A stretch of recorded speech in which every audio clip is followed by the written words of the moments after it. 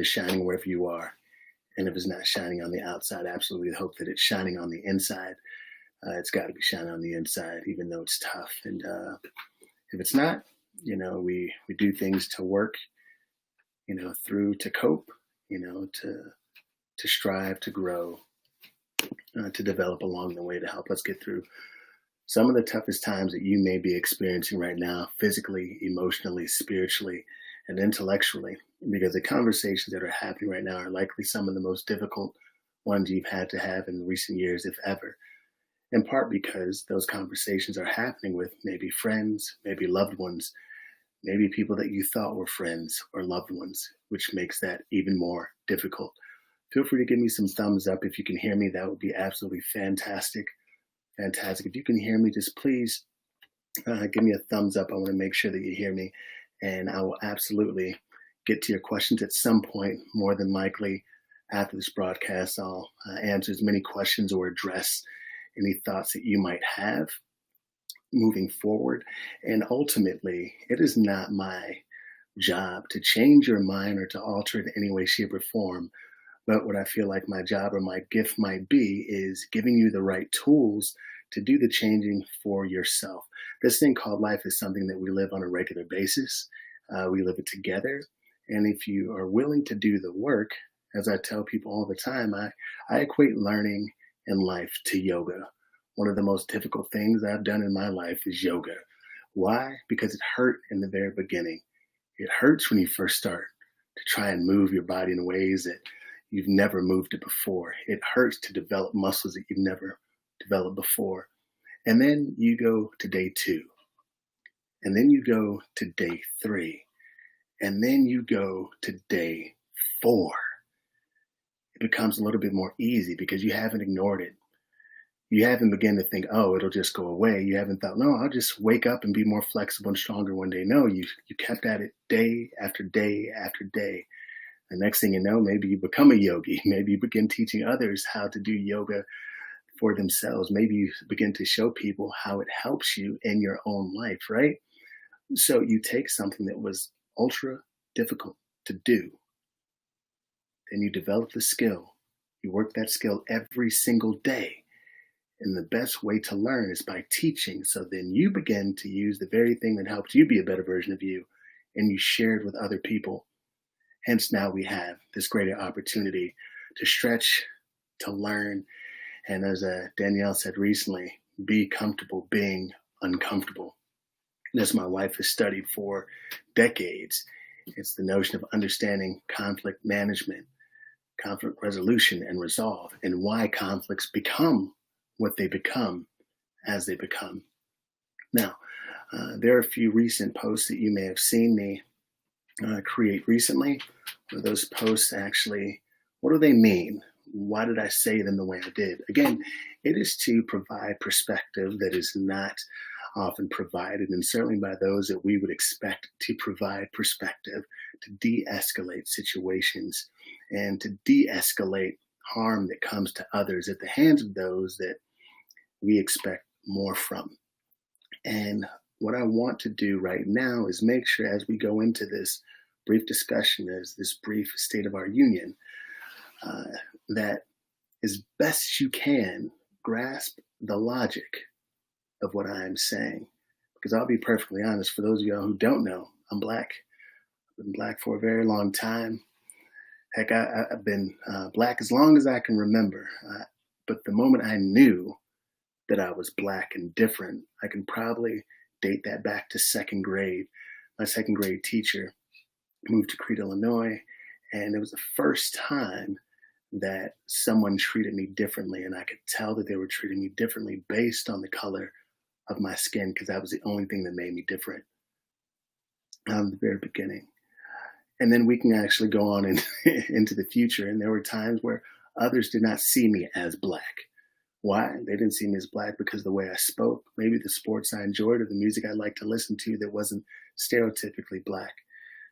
And still, my skin never changed. What I was proud of and who I'm proud to be has never changed along the way.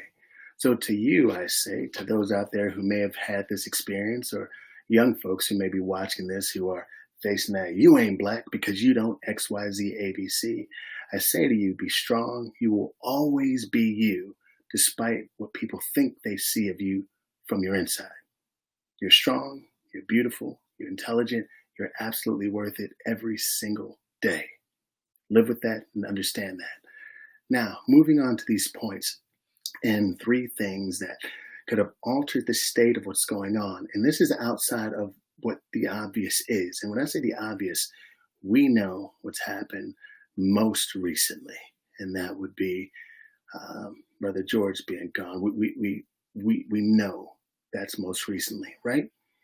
What are things that could have stopped or assisted in the way these protests have been going on, or I call them uprisings, if you will. Sometimes I feel like the word protesting or looting or all those things diminish what's actually going on. It's when people begin to stand up. Like in growing up, and I've talked to people about this, no one ever asked a bully nicely to stop bullying them, and then that person stopped. I can ask you, I can poll the audience, you can put in the comment section if you've ever asked a bully nicely to stop bullying you and they stopped. You had a really, really nice way of asking if they actually stopped, but most of the time it's when you stood up and then that person was like, what's wrong with you? Have you gone crazy? Usually that's what happens when you respond to bullies in a way that they don't seem fit because they didn't think that you had the voice or the action to back up who it is that you knew you were the whole time. So now what's number 1? The first thing I just want to start out with, and that was most recently posted by myself, is these uprisings were not met with compassion or empathy. We can think to when it first started in Minneapolis, when there was a peaceful protest, and then who showed up with guns out, gear on, and essentially almost immediately imposing their will, later followed by smoke bombs, tear gas, you name it. Now, for all of you folks that are convinced that, listen, violence doesn't help. You have to be peaceful. Well, this was originally a peaceful protest after another unarmed black man was met with force with a knee to his neck. And somehow you still have the audacity and even the privilege, and I say privilege across the board for those of y'all who still can't understand why someone would be so upset that they would tear something up. Because you can't even find yourself in the emotional state or the empathetic state to know what it feels like to have a knee at your neck. And then not just that, see a person that shares your same skin color have a knee at their neck when you felt that maybe you had that at your neck, literally or figuratively. So what happens if, when these protests happen, it's met with empathy? I want to say, I can't remember the city that it happened in. I don't know if it was in Colorado, where the police officers took a knee in the midst of all the protesting. If I'm misstating, maybe it was in Coral Gables, Florida. Coral Gables, Florida. My apologies. The officers took a knee in the midst of the protest that was happening. What does that tell you? That means I see you, I understand you, I empathize with you, and this was not okay. That is what that means. When you meet people where they are at, people will be willing to listen. People will be willing to understand, and oftentimes the maddest person simply wants to know that they're heard and that they are seen. And the moment you begin to try and chastise them and tell them what to do, you've lost them. You've absolutely lost them. Now, I also want to let you all know this, that there are levels to protesting. And when I say there are levels, I mean there are different people who are there, who are present. They're the protesters that are there, that maybe they want to make a change. They want their voices to be heard, correct? They're there. And then I don't know if you've ever heard of Antifa or the anarchist or the white extremists that also are not happy with the United States of America. In some of these videos, what you may not see in this live footage, you'll see a lot of folks dressed in all black, breaking windows, tearing up things, and then moving along. You may even see some of these people dragging police, like in Chicago, dragging police, not black people dragging police. White extremists and anarchists and Antifa dragging police through the state, through the city and the streets. I'm sorry. Well, that's amazingly troubling. Understand that there are other folks, not just black people, who've had it up to here. But still, I want to provide context because those people still did not get shot or killed. And not that I would want them to, but just understand the restraint that people receive and have and the grace that others are given versus some of my black brothers out there. Now, what I also want you all to understand is, briefly, just a station break, the whole notion to shame people into voting, I'd like to say you make me sick, but that might be a little bit harsh because voting is important. You should exercise your right if it's what you feel like you should do and what you want to do, but you should not be manipulated into voting. You voting, or deciding not to vote or voting one particular way or another is not the reason why ignorant, racist people are killing unarmed black men at an alarming rate. This does not fall at your doorstep. You not voting or voting one particular direction is not your fault. You did not develop, create, or enhance these systems that cause black men to be killed at an alarming rate. You deserve more through every way, shape, and form, and just simply understand that. Particular votes can be hijacked by a governor that's willing to hijack a particular vote or tell you to do something specific. It can be hijacked. Messages can be hijacked. That's why I'll even say that there are certain mayors, one in particular that's in the blackest city in all the United States, owes the city of Atlanta more than to just tell them to go home. Why? Guess what? While some people have moms present that can tell them what to do, not only do some of those folks you tell them to go home, they don't want you as their mom. They want you as their leader. And even more than that, understand that some of the very people you're telling to go home don't have a home to go to. That's why it's important. That's why empathy, understanding, compassion in the face of all that is scary is more important than getting on a high horse and riding off into the sunset. Moving forward, people would say that there's some opportunistic people out there that use these moments. Now, listen, maybe that's a slight play on words. I think opportunistic, sometimes I refer to those folks as the forgotten. Because again, if I don't have anything and you treat me like I don't have anything, I'm going to take everything that is important to you. So you'll find that expensive stores might be broken into, looted, robbed, just because. Because you'll find that some of those same places used to be poor neighborhoods that they wiped out, cleared out all the poor people, and then turned it into the most expensive shopping districts.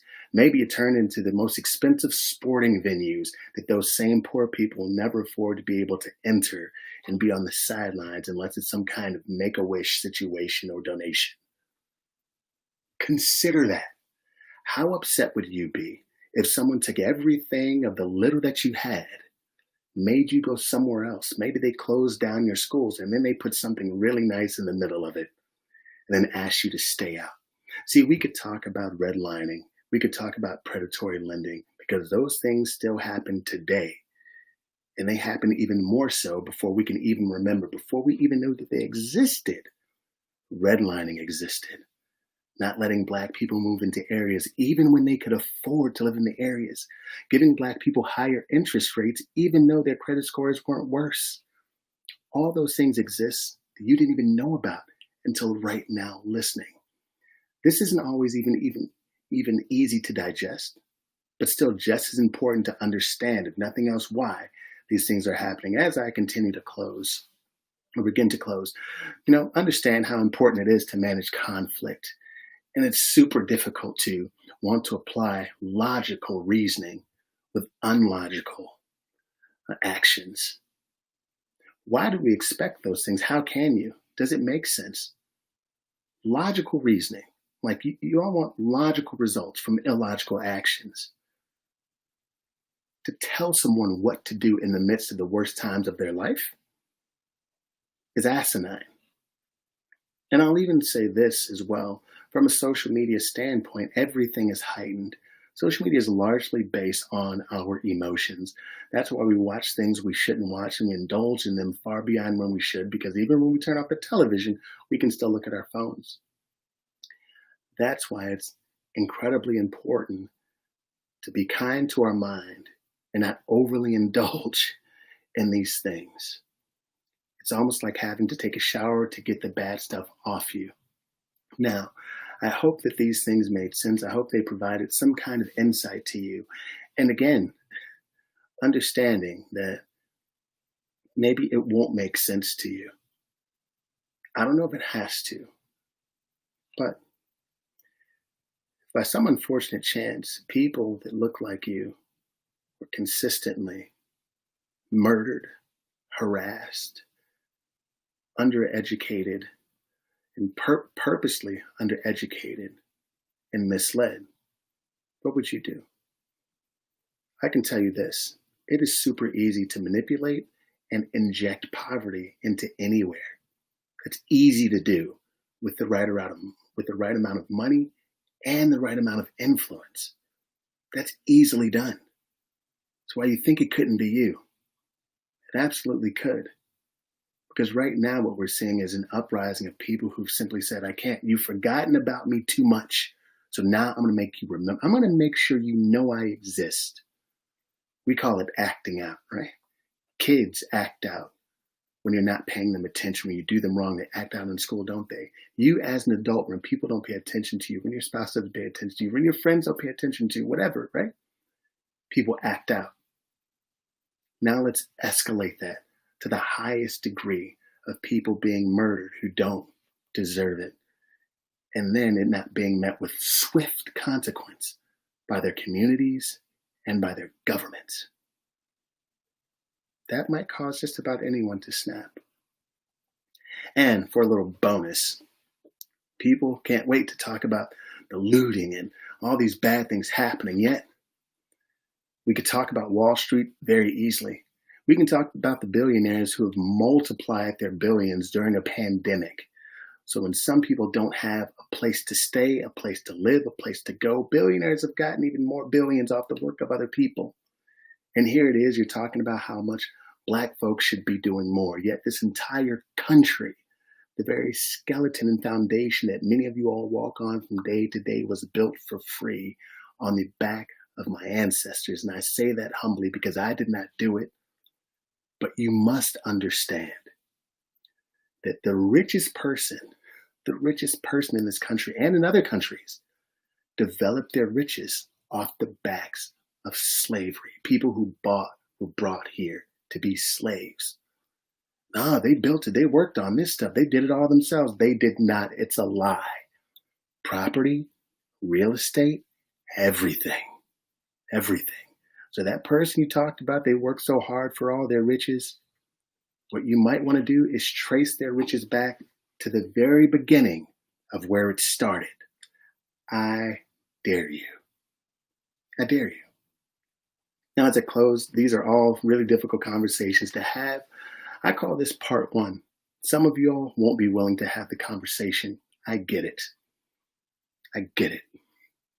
But you have to decide if you want to live in the world that you say you want to live in.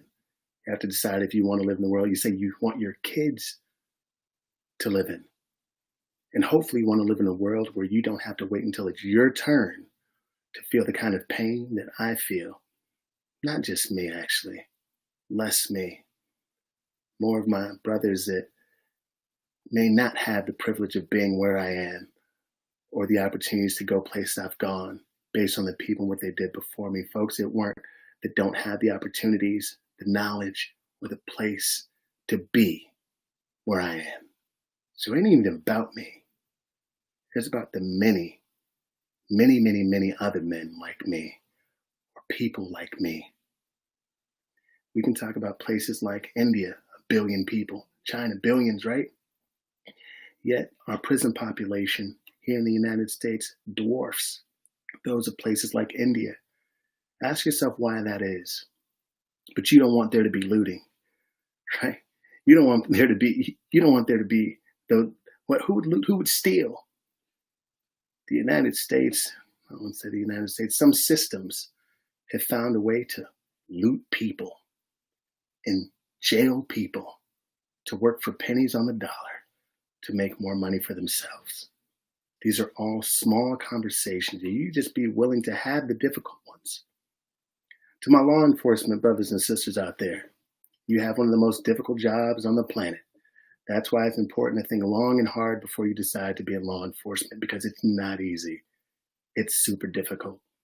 I don't think it's really difficult to have a bad day when a dead body can end up on the end of it, especially if you're racist.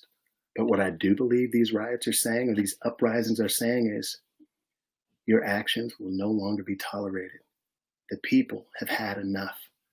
Not just black people, white people, rich people, poor people, the LGBT people. Every kind of person has had enough. Now you have to decide who you're going to be, because what is unfortunate is people who haven't done anything wrong having to worry about something happening to them. Yeah, I know the feeling. We know the feeling. So it would make most sense to say, hey, we won't allow this either. Much like the chief of police in Atlanta, mayor in Chicago, chief of police and police officers all over this nation are beginning to kneel too in empathy and compassion and stand up for what they believe is right, because they took an oath themselves and want to keep themselves safe in addition to their families and their communities. And one deeper point, because most folks don't even understand this or know this, do you all understand the rules of engagement for someone who's in the military? Think about this. The rules of engagement for someone who's in the military, even in another country, right? Especially in another country. The things in the system they have to go through before they harm someone else in another country. That's how distinct and careful these laws and expectations are not just written out, but carried out. You can't just shoot someone because they were walking through a home that wasn't done being built. You can't walk into someone's apartment and just shoot them because they were there and you didn't like the music they were playing. You just can't put your knee on someone's neck because they gave a potentially fake dollar bill or whatever it was. You cannot do that in another country. You can't. Military guys, they will tell you there are rules of engagement, and they can lose their lives and their livelihood while carrying out orders given by someone else. That's why it shouldn't be nearly as easy for anyone to take a life right here, let alone an innocent, unarmed life. I appreciate you all.